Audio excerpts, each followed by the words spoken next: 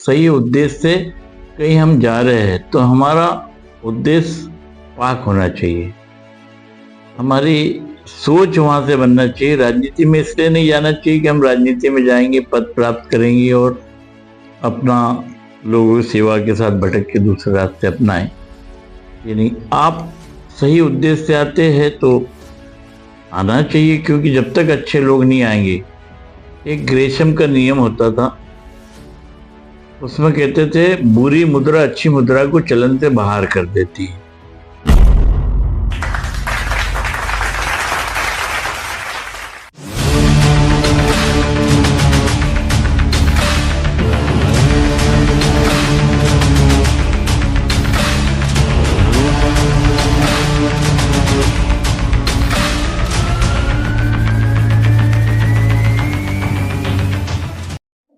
मैं अतुल कुमार पटेल। आपने बचपन के बारे में बताया, तो मेरा अपना जन्म वैसे तो महाराष्ट्र के रावेर तहसील में हुआ, लेकिन बचपन के 2 माह से लगातार 11वीं तक, जब 10+2 नहीं हुआ करती थी, 11वीं हाई सेकेंडरी होती थी, तो मेरा शिक्षा नेपा नगर में हुई है। शासकीय स्कूल, जनपद की स्कूल में प्राथमिक शिक्षा प्राप्त की 1ली से 5वीं तक, और 6वीं से हाई सेकेंडरी तक स्टेशन पर, वो भी शासकीय शाला थी, उसमें एजुकेशन हुआ।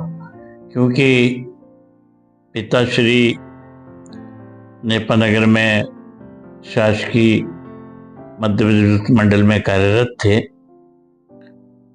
एक लेबर से उन्होंने भी अपना जीवन प्रारंभ किया था। 1957 के जन्म मेरा होने के कारण, जब मेरा जन्म हुआ तभी पिताश्री को शासकीय सेवा में मजदूर के पद पर कार्यरत हुए। तब माता जी बताती थी कि 42 रुपये महीना उनको प्राप्त होता था, और ये बड़े बड़े पोल वोल खड़े करना, उसके गड्ढे वड्ढे उनको करना पड़ते थे। घर की आर्थिक स्थिति वैसे भी, हम 2 भाई, 4 भाई और 2 बहनें, ऐसे 6 परिवार। उस समय में सभी देश में गरीबी भी हुआ करती थी, तो जितना मासिक मिलता था उस दृष्टि से परिवार चलाना सभी के लिए असंभव सा होता था। मेरा जैसे जैसे 57 के बाद जब मैं 1ली में गया होगा, मुझसे एक बड़ी बहन थी, तो हमारे परिवार को चलता रहा। लेकिन करीबन 7वीं 8वीं आने तक छोटे मेरे से जो भी भाई बहन, वो भी बड़े हो गए, और खर्च घर का बढ़ता गया। इस खर्च बढ़ने में पढ़ाई के साथ नेपा नगर में कागज का कारखाना होने के कारण वहाँ बाहर से पेपर बनाने के लिए उस समय में बांस आया हुआ करता था, क्योंकि बांस से और सलाई से इसको सड़ाने के बाद उसको पेपर मिल पेपर तैयार करती थी। तो जो बांस आता था दूर दूर से, आसाम और यहाँ से ट्रेनों में लद के आता था, और ट्रेन सीधी की सीधी नेपा मिल के पास अपनी सेंट्रल लाइन छोड़ते हुए एक उनकी अपनी निजी लाइन नेपा मिल में गई, वहां जाकर खड़ी होती थी। लेकिन उस ट्रेन की बोगी को खाली करना, वो अलग से ठेकेदारी पे लोग ठेका लेते थे। तो करीबन उस ट्रेन में 4-5 बांसों का एक गट्ठा करके बना हुआ होता था, गट्ठे बने होते थे। उन ट्रेन में से उस गट्ठों को खाली करना, ये कार्य तब परिवार चलाने के लिए आवश्यक था। तो उस समय में उस ट्रेन से गट्ठे खाली करना, ये भी कार्य किया है बचपन में। और नेपा नगर में बाद में, जब मैं 11वीं के एग्जाम के पहले ही, लगभग 11वीं में होगा, उस समय कुछ वन विभाग लगा हुआ, तो वहाँ वो पेड़ों को हैमरिंग करने के हिसाब से मास्टर पे जाया करता था। क्योंकि 11वीं के एग्जाम के पूर्व ही पिताश्री का स्थानांतरण यहाँ से नेपानगर से फोपनार हो गया। फोपनार में उनका अपना कार्य होने के कारण उन्हें और माताश्री को उनके पास यहाँ आना पड़ा। पर चूंकि मेरी 11वीं की परीक्षा बाकी थी, इसलिए शासकीय क्वार्टर भी खाली करना था। तो वहीं पास में छोटा सा लोग रहते थे शासकीय भूमि पे, एक छोटा निजी बांसों का अपना कच्चा टपरा टाइप बना के 4-6 महीने से एग्जाम देने के बाद फिर मैं बुरहानपुर यहाँ आया। और उसके बाद मेरा एजुकेशन बुरहानपुर में हुआ। मैंने बीकॉम, एमकॉम, एलएलबी तक शिक्षा ग्रहण की है। लेकिन जब यहाँ बुरहानपुर आने के बाद भी शिक्षा ग्रहण करने के लिए कॉलेज में आवश्यकता पैसे की भी होती थी, और पिताश्री का ये सोच होता था कि आज की तारीख में पढ़ लिख के नौकरियां नहीं ज़्यादा मिलती है, तो आप कोई ऐसा टेक्निकल जॉब पे जाए, जैसे आईटीआई करे, कुछ हुनर ले, जिसके कारण आपको जीवन में सही लाइन मिल सके। पर मुझे पढ़ने का शौक होने के कारण मैं आईटीआई नहीं जाते से 11वीं के बाद फिर सेवा सदन में फर्स्ट ईयर में एडमिशन लिया। और सुबह प्रातः का कॉलेज होता था 8 से 10-11 बजे तक। उसके बाद एक जीनिंग प्रोसेसिंग फैक्ट्री शनिवार में माणिकलाल खिमजी नाम से आज भी है, पर अभी थोड़ी बन में है। उस शनिवारा जीन में तब 100 रुपये माह से 1974-75 के करीब की बात, 74-75 की बात होगी। तो 100 रुपये माह के हिसाब 3 रुपये 33 पैसे पर डे के हिसाब से वहाँ का प्यून की नौकरी करता था।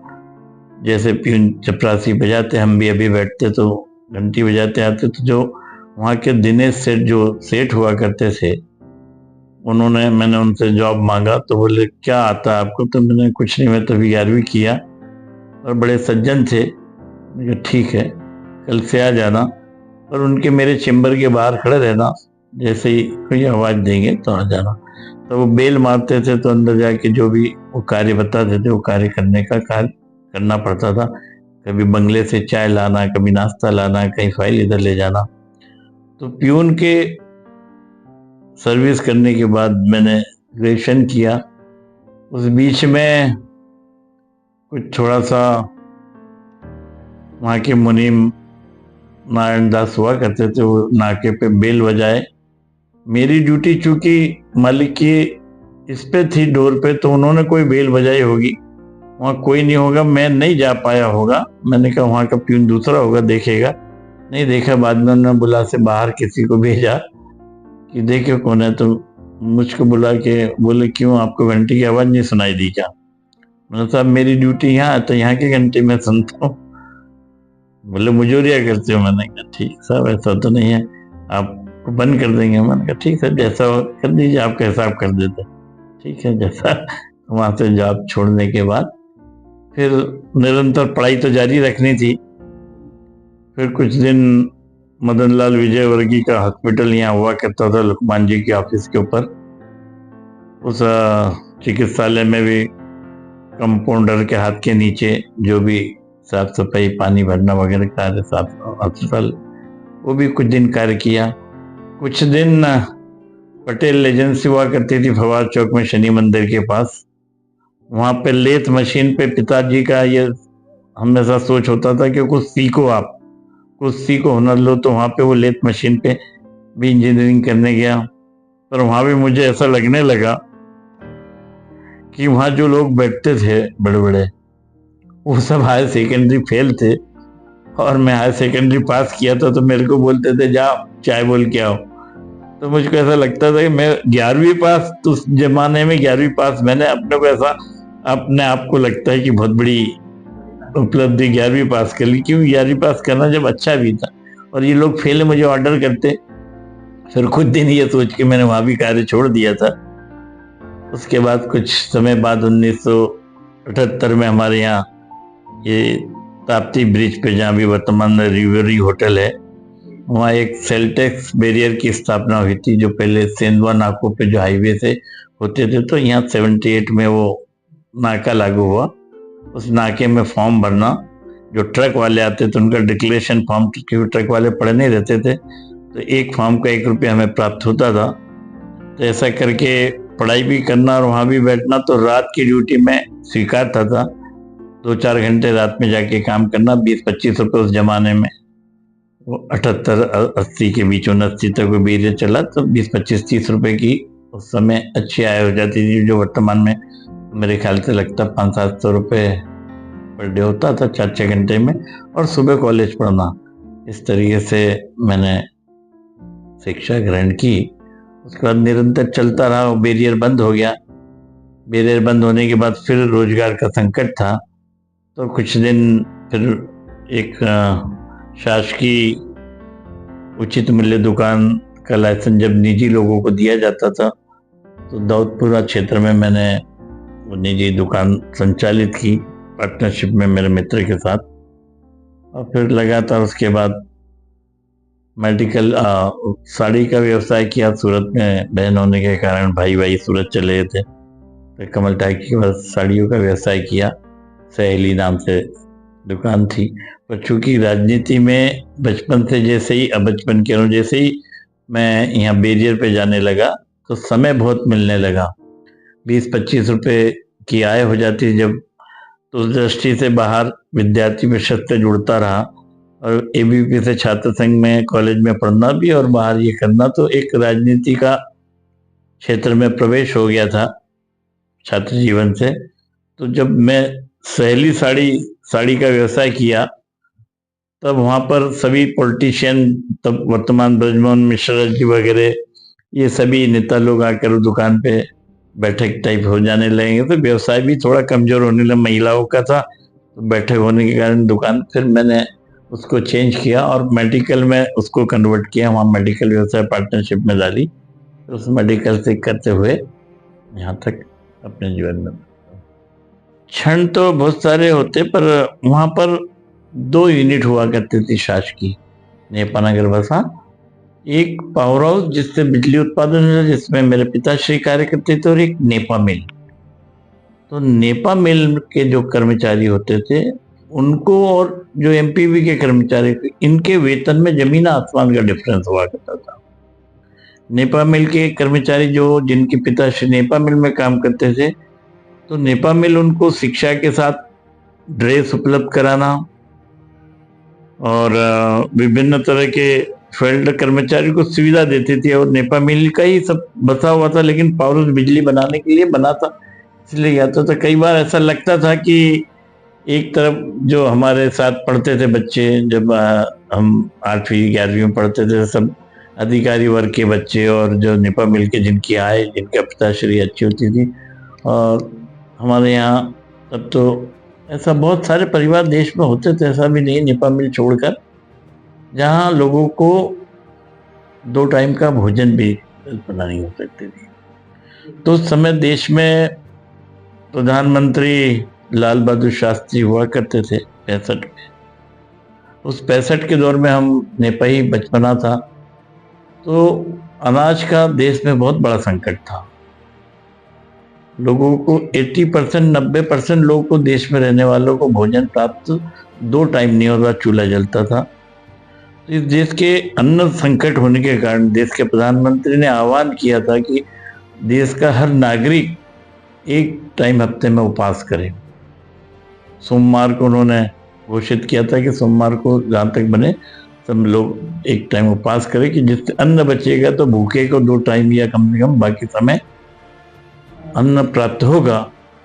इस दृष्टि से जैसे अभी वर्तमान प्रधानमंत्री जी माननीय नरेंद्र मोदी जी ने इससे आह्वान किया कि जो लोगों को गैस सब्सिडी प्राप्त होती है और सक्षम हो गैस सब्सिडी छोड़े, बहुत लोगों ने छोड़ी।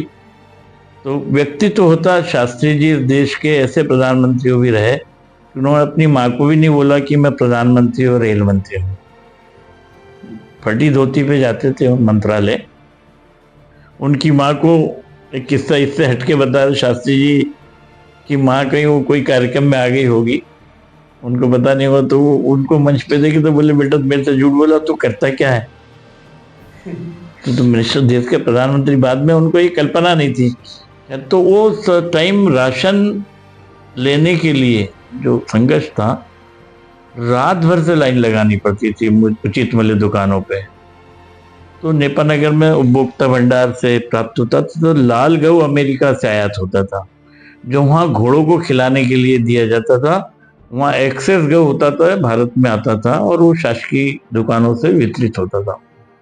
उसी लाल गऊ के अंतर्गत ही जो देश में गाजर घास आई है, उसका बीज ही वहां से आया अमेरिका से, और ये गाजर घास पहली कुछ गऊ में आता था। उस लाल गऊ लेने के लिए रात भर से थैली और राशन कार्ड लगा के उस उचित मूल्य दुकान के बाहर जगना सोना इस तरीके से करना पड़ता था। टाइम उतना राशन ले जाया करते थे।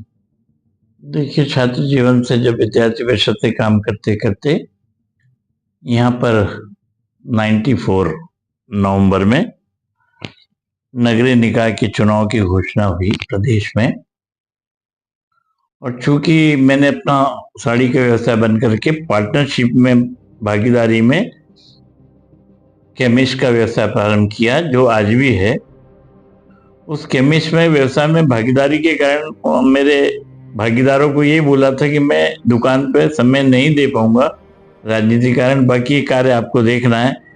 तो वो जब केमिस्ट का व्यवसाय होने के कारण 94 में जब चुनाव घोषित हुए, तो ऐसे लगने लगा अपने पास समय है तो पार्षद का चुनाव लड़ा जाए।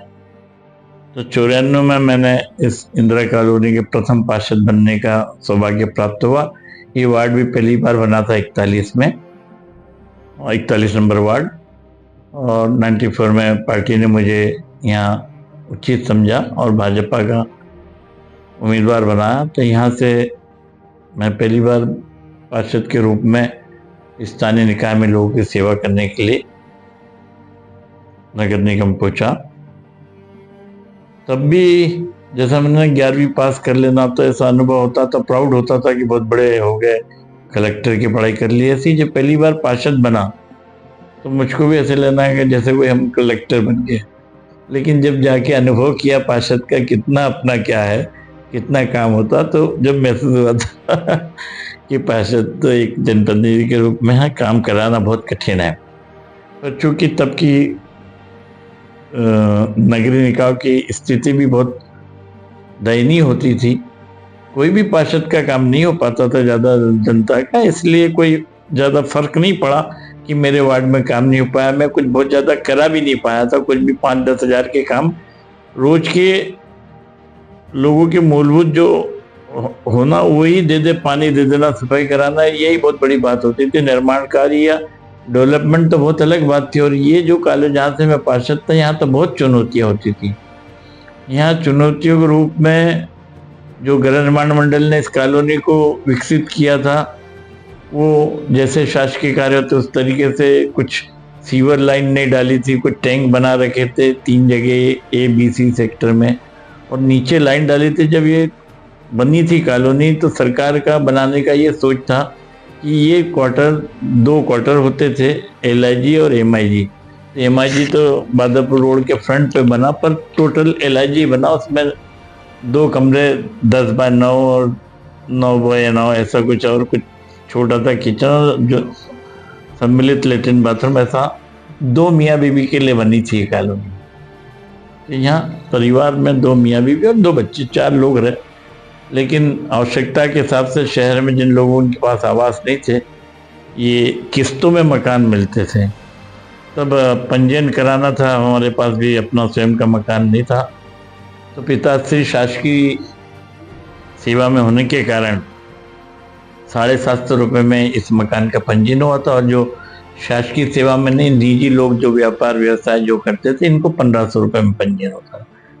5वें नंबर का यहाँ पंजीयन की पिता के जी के नाम से हुआ। और यहाँ पे बाद में 12-12.5 हज़ार रुपये दे के हमको इस मकान का पोजीशन 83 में मिला। ये पंजीयन करीबन 79 में हुआ था, और 83 में तो तब ये मकान मिले। तो यहाँ ऐसे हमारे जैसे जितने शासकीय सेवक जिनके पास सेवा मकान अपने नहीं थे, लगभग पुरानी कॉलोनी में उन लोगों ने लिया। लेकिन बाहर मार्केट में हुआ करती थी, जब निर्माणाधीन मकान में 4 इंच की दीवार हुआ करती थी इसमें, और कोई कॉलम नहीं होते थे, प्लेन खत्म, उसके बाद वो पूरा छत होता था। तो लोगों ने जब बिना प्लास्टर की 4 इंच को धक्का मारेंगे तो गिर जाती, तो लोग मेरे एक लात मारते गिर जाता, वहां क्या मकान ले रहे हो। तो लोगों ने बहुत कम, पर जिनकी आवश्यकता थी ऐसे ही लोगों ने मकान लिए बाद में। पर चूंकि परिवार 4 जनों के हिसाब से यहाँ बढ़ता गया और जो व्यवस्थाएं डाली थी वो छोटी होती गई, फिर लोगों ने अपने पैसे से अपना उसको और डेवलप किया, मकानों को 2 रूम से 4। तो जो व्यवस्थाएं थी पानी की, ड्रेनेज की, ये वो कम पड़ने लग गई। तो रोज सुबह उठ के बड़ी चुनौती होती थी, वो मोटर पंप, बिजली नहीं आती थी 4-4 घंटे, वो पंप खाली नहीं होता था, टैंक तो घरों में लेटरिन बाथरूम लोगों को जमा होती थी, उसमें कमची मारे पंप चलाए, कभी मोटर चल जाए तो 4-4 दिन 8-8 दिन मोटर भरने वाला भर के नहीं देता था कि उसका पेमेंट नगर निगम से नहीं होता था। लोगों को बहुत पानी, यहाँ का इंडिविजुअल ट्यूबवेल था, तो बहुत चुनौती पर पार्षद में उसको भी देखा। बाकी वार्डों में तो उतावली ताप्ती से शहर का एक सप्लाई था, पर ये वार्ड 41 नंबर ऐसा वार्ड था जहाँ पे कि स्वयं का इंडिविजुअल व्यवस्था होती थी। यहीं पानी के बोर थे, वो बोर से पानी देना, वो मोटर जल जाए 2-2 8-8 दिन पानी की समस्या आ जाए, टैंकर लगवाना काफी चुने। पर चूंकि लोग ये जरूर समझते, काम वाम तो ठीक है, काम एक जीवन का बहुत बड़ा अचीवमेंट है जिसको लोग याद रखते, लेकिन काम के साथ जनप्रतिनिधि ऐसा होना चाहिए जो लोगों के बीच उपलब्ध हो। लोग जैसे ही फोन करे या कुछ करे तो मैं पहुंच जाता था। तो जब 5 साल होने के बाद लोगों ने कभी ये नहीं कहा, पार्टी ने दोबारा मुझे अवसर दिया यहाँ से कि बीजेपी के पार्षद के रूप में ये रहेंगे। तो जब मैं लोगों से दूसरी बार पार्षद का चुनाव लड़ रहा था तो ये महसूस नहीं हुआ कि लोगों ने नकारात्मक बात की हो। और तब तो इतनी चुनौती कुछ नहीं कर पाने के बाद भी, और जो मेरे साथ प्रतिद्वंदी थे, जब एशिया का 8वां नंबर उनका होता था कॉटन में, ये सीके जीनिंग आपने सुनी होंगी, सीके अग्रवाल, उनके परिवार से चुनाव लड़ा जा रहा था। उन्होंने, जब उनका कॉटन में 8वां नंबर था एशिया में, बाद में थोड़ा डाउनफॉल आया, उस चुनौतियों के साथ लड़ा। लेकिन लोगों ने, उन्होंने सोचा कि हमारे जीन में 350 वोट है, उनकी जीन में 350 लेबर के वोट थे, कुछ ईदगाह जीन में है। फिर बोले यहाँ सब बैंक व्यवसायी कॉलोनी में रहते, तो बैंक वालों से, मेरे सब बैंकों में खाते हैं बड़ा व्यवसाय होने से, तो बैंक वाले हमारे परिचित है। फिर बोले वो कॉटन सिलेक्टर, यहाँ कुशवाहा साहब रहते थे, बोले कॉटन सिलेक्टर, फिर जितने ट्रांसपोर्टर, मामा जी ट्रांसपोर्ट, इनके यहाँ से गठाने जाती थी, तो ये सब लोग हमारे। फिर बोले अग्रवाल समाज। पर जनता बहुत समझदार है, दोबारा भी इस क्षेत्र का नेतृत्व करने का अवसर पार्षद के रूप में दिया और मैं पार्षद बनकर यहाँ से निकले था। लेकिन पार्षद की काफी चुनौती, फिर दोबारा भी कुछ इस क्षेत्र के लिए नहीं कर पाया जहाँ से राजनीति की मेरी शुरुआत हुई। फिर भी क्योंकि नगरीय निकाय की स्थिति कुछ नहीं होती थी, तो फिर सेकंड बार भी पास। लेकिन तीसरी बार जब लोगों ने मुझे महापौर का अवसर दिया पार्टी ने, और ये तो चुन के महापौर के रूप में शहर में तो बहुत सारे काम किया, चुनौतियां तो बहुत, लेकिन यहाँ तो दोबारा कर पाया था। देखिए, सबसे पहले तो मैं अपने माताश्री को दूंगा, जब पहली बार पार्षद बना मैं, तो मेरा परिचय वार्ड में पहली बार टिकट दिया था तो कम था, लेकिन आज हमारे बीच हमारी माँ नहीं है, उनका काफ़ी संपर्क परिवारों में आना जाना, सोशल थी, तो उस दृष्टि से था।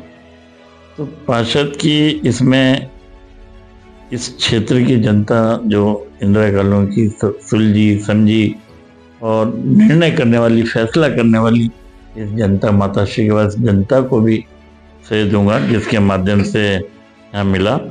और जहाँ महापौर वाला सवाल रहा, तो जब दूसरी बार मैं पार्षद बना तो पार्टी ने मुझे नेता प्रतिपक्ष की जवाबदारी दी। उस बीच हमारे 14-15 पार्षद होते थे और बाकी पार्षद 33 पार्षद कांग्रेस के होते थे। उस दौरान भी पार्टी ने मुझे नगरीय निकाय में, हमारे नेता होते थे स्वर्गीय नंद कुमार सिंह चौहान, इस क्षेत्र के जब नेतृत्व कर रहे थे, उन्होंने मुझे स्पीकर का चुनाव लड़ाया। क्योंकि सदन में बहुमत में 48 पार्षद में से 15 पार्षद बीजेपी के थे। चूंकि चुनाव पार्टी का आदेश था, भैया का आदेश था कि आपको नगर निगम अध्यक्ष का चुनाव लड़ना और पार्षदों द्वारा चुना जाता था, तो मैं करीबन उस चुनाव में 24 वोट मुझको मिले और मेरे प्रतिद्वंदी को, जो जिनके पास 33 वोट होते थे, जो हमारे स्थानीय शासन मंत्री तब वर्तमान के आदरणीय तनवंत सिंह कीर, उनके बंगले से जब वोटिंग हो रही थी तो 33 लोग घर से निकले और जब वो शाम को रिजल्ट आया तो वोट 24 हो गए 15 के। फिर टॉस की स्थिति बनी तो एक्ट में एक प्रावधान है कि कास्टिंग वोट जिसको कहते हैं, तो उसमें हारून सेठ हमारे मेयर होते थे, वो कांग्रेस के होने के कारण उनका अपना वोट फिर उनके अपने दल के व्यक्ति को जाने के कारण उस चुनाव में मैं पराजित हुआ। 25 वोट उनके हुए और 24 वोट मुझे मिले। तो पार्टी ने फिर मुझे सोचा कि जो 15 वोट से 24 वोट तक स्थिति से व्यक्ति तो अपने से ले जा सकता, तो पार्टी को आगे बढ़ाने के लिए जरूरी है कि नेता प्रतिपक्ष के रूप में जो सदन में एक व्यवस्था होती है परंपराओं अनुसार, तो पार्टी ने अपना नेता प्रतिपक्ष बनाया। उन 15 पार्षदों के साथ सदन में अपनी सुचारू रूप से जनता की जो मूलभूत आवश्यकता होती थी, तब मैं सदन में बड़े स्तर उठाता था, जिसका कारण रहा कि उस नेता प्रतिपक्ष के 5 वर्ष के कार्यकाल में जनता ने देखा कि नहीं, ये जो मुद्दा है, जब मैं सोचता था तो कल्पना करता था विजन में, बाहर गांव जाते थे, देखते थे कि कैसे शहर के डेवलपमेंट होते थे, तो मैं सदन में बहुत बड़ी बड़ी बातें रखता था, तो लोग कहते थे तुम कहाँ की बातें कर रहे हो। मैंने कहा सच है, होता ऐसा हो सकता है। तो मैं कहता था स्टेशन से सनवारे के बीच में डिवाइडर लग के ऐसे बड़ा रोड बनना चाहिए, दूरी थी। ठीक है, मेरा आज भी वो सदन की प्रोसीडिंग निकालेंगे तो नेता पक्ष होते इस तरीके से सुझाव दिए हुए, सुझाव भी देता था, सिर्फ कमियां ही नहीं निकालना, कैसा अच्छा हो सकता था उसको बताता था, लेकिन तब नहीं कर पाया। लेकिन महापौर बनने के बाद मेरे कार्यकाल में फिर जो सोचता था वैसे ही स्टेशन से शनिवार तक अपने डिवाइडर और दोनों रोड का निर्माण कराए। उसके बाद तो फिर सुविधा हुई। तो वो नेता परिषद का रोल जब बहुत, अब आप आपकी भूमिका सही निभाते हो तो जनता लाखों आके आपको देखती कि आप क्या कर रहे हैं। हमको लगता है कि कोई नहीं देख रहा हमें क्या है, लेकिन वो देखते कि आप कहाँ उठ रहे हो, कहाँ बैठ रहे हो, आप किसके साथ खा रहे हो, पी रहे हो, ये सब नजरें लगाई। और इस जनमानस को लगने लगा जो विगत 10 वर्षों के कांग्रेस के नगरीय निकाय की व्यवस्थाओं के कारण जो रहे, तो जब मुझे महापौर का टिकट दिया गया 2005 में, तब जनता को महसूस होने लगा कि इस व्यक्ति के रूप में इनको महापौर बना जाए। क्योंकि मैं तो एक छोटे से परिवार में, मेरे घर कोई राजनीति नहीं, मेरे पिता तो शासकीय सेवा में थे, लेकिन उनके बाद भी वो यहाँ पर अपना अवसर मिला, भाजपा ने लड़ाया मुझे नेता परिषद देख के, और जनता ने भी जो विपक्ष का मेरा अपनी भूमिका थी उसको सराहना करते हुए महापौर के रूप में मुझको निर्वाचित किया। और उसके बाद जो चुनौतियाँ थी, उन चुनौतियों का सामना करते 5 साल कार्य किए, बहुत सारे कार्य हुए, और उसी का परिणाम रहा दूसरी बार पार्टी ने भी और जनमानस ने भी मुझे वोट दिया। पहली बार तो मैं एक भाग्य से चुनाव जीता था, क्योंकि तब त्रिकोणीय मुकाबला हो गया था। त्रिकोणीय मुकाबले बीजेपी से मैं था, कांग्रेस से हमारे अजय रघुवंशी जी थे, और एक अब्दुल रब सेठ जो हमारे बीच अभी नहीं है, वो भी निर्दलीय चुनाव लड़ लिए थे। उनने उसके पहले विधानसभा भी चुनाव लड़ा था, तो उनको लगने लगा कि चुनाव लोगों ने हवा दी कि हम जीत जाएंगे, पर चूंकि वो जीते नहीं, लेकिन उन्होंने कांग्रेस के जो परंपरागत वोट है वो 21,800 22,000 वोट उस समय लिए। मुझे 33,000 वोट मिले थे और 27,000 कांग्रेस के उम्मीदवार को मिले थे। तो जो कभी देखा जाए तो 21,800 22,000 वोट जोड़ो 27,000 में कांग्रेस में, तो भाजपा कहीं जीत नहीं पाती। पर चूंकि लोकतंत्र में जिसको सबसे ज्यादा वोट मिले वो जीता, तो पहली बार तो भाग्य से मैं जीता था। लेकिन जब दोबारा महापौर का टिकट दिया, ये महिला सीट हुई, तो लोगों ने कार्य की तुलना की। पहली बात आदमी को एक को देना अवसर देते, पर सेकंड बार लोग तोलते हैं कि आपने रहते हुए क्या किया 5 साल में। उस तुलनात्मक अध्ययन के बाद न कोई अब्दुल रब खड़े हुए, बल्कि लोगों ने हराने के लिए खुद ही हमारे परंपरागत वोटों में, तो जैसे अब्दुल रब साहब खड़े थे, उनको खड़ा कर दिया रंजीत चौहान। लेकिन लोगों ने विभाजन किया, मुस्लिम मतदान ज़्यादा होने के बाद भी मुस्लिमों ने भी जहाँ काम को देखा वोट दिया और बाकायदा हम यहाँ से अच्छे वोटों से जीत कर ये क्षेत्र में आना कोई ये नहीं, सेवा का क्षेत्र मान के पहले सही उद्देश्य से कहीं हम जा रहे हैं तो हमारा उद्देश्य पाक होना चाहिए, हमारी सोच वहाँ से बनना चाहिए। राजनीति में इसलिए नहीं जाना चाहिए कि हम राजनीति में जाएंगे, पद प्राप्त करेंगे और अपना लोगों की सेवा के साथ भटक के दूसरे रास्ते अपनाएं। ये नहीं, आप सही उद्देश्य से आते हैं तो आना चाहिए, क्योंकि जब तक अच्छे लोग नहीं आएंगे, एक ग्रेशम का नियम होता था, उसमें कहते थे बुरी मुद्रा अच्छी मुद्रा को चलन से बाहर कर देती है। मुद्रा माने नोट, बुरी मुद्रा अच्छी मुद्रा को चलन से बाहर कर देती है। आपके जेब में 100 के 50 नोट है, किसी को देना है तो आप सबसे पहले उसमें 5 नोट देना, तो जो मेले नोट है वो देते, फटे पुराने देते, और अच्छे कोरे नोट उसको रोक के रखते हैं। तो तिजोरी में अच्छी मुद्रा कोरी मुद्रा बंद हो जाती, बाजार में बुरी मुद्रा चलती है। ऐसे ही राजनीतिक क्षेत्र में भी कई जगह लोग अन्य आ जाते हैं, पर चूंकि आज अच्छे लोगों की आवश्यकता है, निशम कहता अच्छे लोग घर बैठे युवा आनी चाहिए इस पेड़ में, और देश की, भारत माता की और अपने क्षेत्र के लोगों की सेवा करना चाहिए। लेकिन जब से आए तो उसका उद्देश्य शुरू से ही अपना पवित्र बना के लेकर चलेंगे तो बहुत कुछ इस राष्ट्र के करने के लिए सबकी आवश्यकता है। देखिए, आपके लीड बैंक और आपसे परिचय भी पहली बार ही हुआ है, और ये जो व्यवस्था है जिस लैब के साथ में, हाँ, ये जो आपकी लीड लैब है, इसके साथ पहली बार इसके बारे में जानने का अवसर मिला। जिस तरीके से आपने भूमिका रखी और लोगों के स्मरणीय प्रेरणादायक चीज़ों को जो लोग ने अपने जीवन में कुछ पाया है संघर्ष करके, ऐसे लोगों की कहानी आम जनता तक प्रस्तुत करना, युवाओं को देना, जो आपका ये लैब के माध्यम से आप करते हैं, इसके लिए आपको बहुत बधाई, शुभकामनाएं। और इस दृष्टि से ही जगह जगह हमारे क्षेत्र की प्रतिभाओं को लोगों तक जानने का अवसर मिलता। मुझे भी याद, बहुत दिन बाद पुरानी आपने बचपन पूछ लिया, इसलिए वो चीज़ें याद आ गई, नहीं तो मैं भी मेरी स्मृति से हटने लगा था। तो आम लोगों को ये जो महापुरुषों की, हम तो महापुरुष नहीं हो सकते, उसके लिए बहुत त्याग और जीवन करना पड़ता, लेकिन जितने देश में महापुरुष हुए जिनकी प्रतिमाएं लगाने का ही उद्देश्य है कि इनके जीवन को पढ़कर, इनके जीवन को देखकर बार बार शहरों में इधर जहाँ चौराहों पे लगी रहती, यही है कि इन्होंने जितने अच्छे काम किए हैं ऐसे ही समाज में हर वर्ग, हर व्यक्ति करे तो राष्ट्र का, स्वयं का भी, समाज का भी, परिवार का उन्नति करके देश को उन्नति दे सकता है।